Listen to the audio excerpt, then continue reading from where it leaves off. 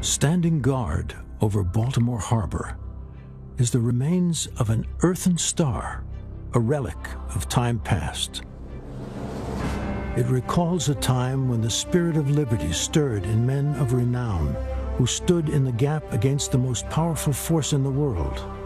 27 hours, 1,000 men, low on ammunition, firing scrap metal. The battle raged, insurmountable odds. A darkness fell upon this new nation. In the midst of the fight, the heroes of Fort McHenry were unmoved. The light of dawn overcame the darkness. The gallant flag hoisted above Fort McHenry, torn and battered, stood, victoriously observing a dejected enemy slowly retreating into the rising sun, inspiring the anthem of our nation. The spirit of liberty, not to be denied, the earthen star, Fort McHenry, a reminder of those brave patriots who, having done all, stood and prevailed. It is why we stand today, honoring past, present, and future generations of freedom-loving Americans when we hear the anthem and raise the Star-Spangled Banner. Good evening, America. I'm Lara Trump, daughter of Bob and Linda Unaska, sister to Kyle, mother to Luke and Carolina, and the daughter-in-law of our 45th president, Donald J. Trump. But tonight, I come to you simply as an American. My life began like many in our country. I grew up in Wrightsville Beach, North Carolina.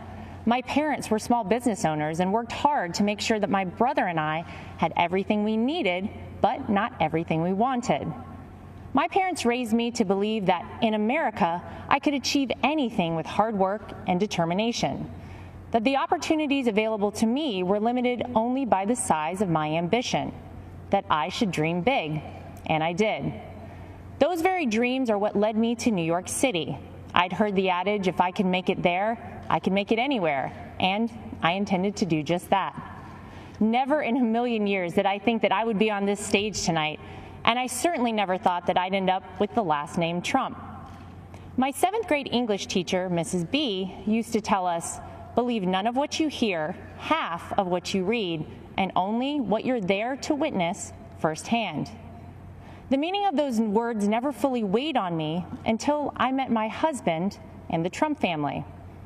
Any preconceived notion I had of this family disappeared immediately. They were warm and caring, they were hard workers, and they were down to earth. They reminded me of my own family. They made me feel like I was home. Walking the halls of the Trump Organization, I saw the same family environment. I also saw the countless women executives who thrived there year after year. Gender didn't matter. What mattered was the ability to get the job done. I learned this directly when, in 2016, my father-in-law asked me to help him win my cherished home state and my daughter's namesake, North Carolina. Though I had no political experience, he believed in me. He knew I was capable, even if I didn't.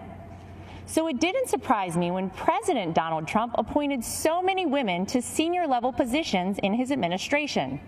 Secretary of the United Nations, Secretary of the Air Force, the first female CIA director, the first black female director of the Fish and Wildlife Service, and countless ambassadors, just to name a few. Under President Trump's leadership, women's unemployment hit the lowest level since World War II. 4.3 million new jobs have been created for women. In 2019 alone, women took over 70% of all new jobs. Female small business ownership remains at an all-time high, and 600,000 women have been lifted out of poverty, all since President Trump took office. He didn't do these things to gain a vote or check a box. He did them because they're the right things to do. 100 years ago today, the 19th Amendment was ratified, granting the right to vote to every American woman. And since that day, incredible strides have been made by women in America. From Amelia Earhart to Rosa Parks and Sally Ride, women shaped our history and are part of what has made our country the most exceptional nation in the world. I often think back to my 24-year-old self, driving alone in my car from North Carolina to New York City. And I think about what I'd tell myself now as we head towards the most critical election in modern history. This is not just a choice between Republican and Democrat or left and right. This is an election that will decide if we keep America America or if we head down an uncharted, frightening path towards socialism. Abraham Lincoln once famously said, "America will never be destroyed from the outside. If we falter and lose our freedoms, it will be because we destroyed ourselves." While those words were spoken over 150 years ago, never have they been more relevant. Will we choose the right path and maintain the unique freedoms and boundless opportunities that make this country the greatest in the history of the world? Will we remain the beacon of hope for those around the world fighting oppression, communism, and tyranny? The choice is ours. I know the promise of America because I've lived it, not just as a member of the Trump family, but as a woman who knows what it's like to work in blue-collar jobs, to serve customers for tips, and to aspire to rise. When I look at my son Luke and my daughter Carolina, I wonder, what sort of country will I be leaving for them, for our future generations?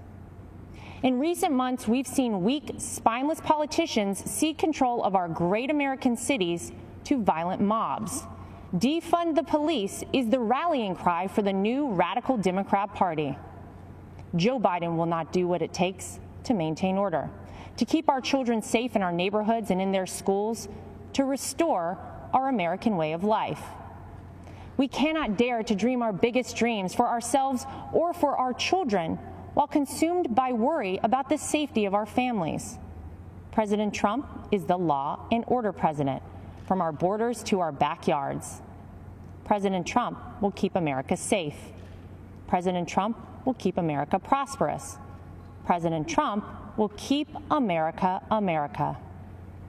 If you're watching tonight and wrestling with your vote on November 3rd, I implore you, tune out the distorted news and biased commentary and hear it straight from someone who knows.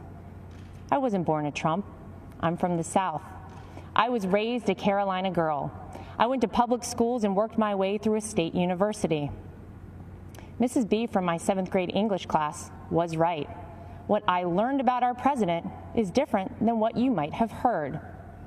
I learned that he's a good man, that he loves his family, that he didn't need this job, that no one on earth works harder for the American people, that he's willing to fight for his beliefs and for the people and the country that he loves. He is a person of conviction. He is a fighter and will never stop fighting for America. He will uphold our values. He will preserve our families. And he will build upon the great American edict that our union will never be perfect until opportunity is equal for all, including and especially for women. Our 40th president, Ronald Reagan, said it best: "The dreams of people may differ, but everybody wants their dreams to come true." And America, above all places, gives us the freedom to do that. It's up to us to keep this country a place where no dream is out of reach for our children and generations beyond. To my father-in-law, thank you for believing in me. Thank you for bravely leading this country, and thank you for continuing to fight every day for America. May God bless and protect the Gulf states in the path of the hurricane. May God bless our troops, and may God continue to bless this incredible country.